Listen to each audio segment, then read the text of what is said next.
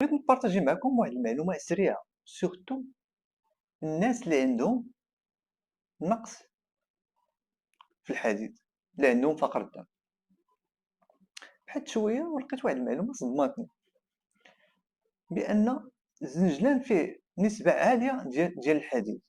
الزنجلان فيه كل 100 غرام من الزنجلان فيه تقريبا ما بين 14 حتى 16 ملغ.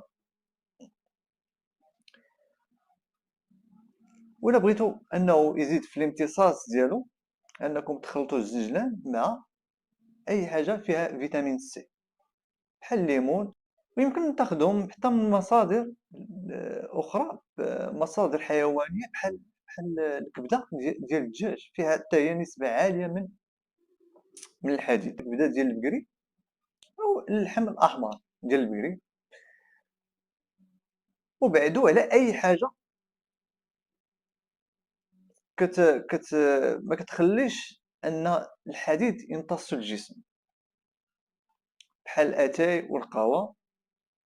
والا بغيتي انه تزيد في الامتصاص ديال كلوا، حيت دابا فيتامين سي تيخلي الحديد انه يزيد في الامتصاص ديالو.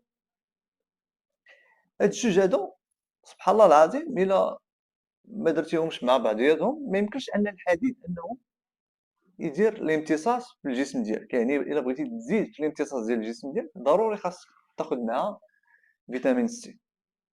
هادو معلومات اضافيه على الزنجلان والفوائد ديالو. الزنجلان فيه نسبه عاليه ديال الكالسيوم اكثر من الحليب،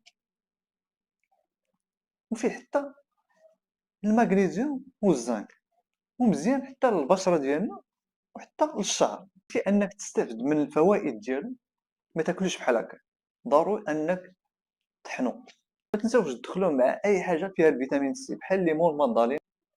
هذه معلومه سريعه صحيه على قبل الناس اللي كيعانيوا من الفقر الدم. ان شاء الله نشوفكم في فريق جديد.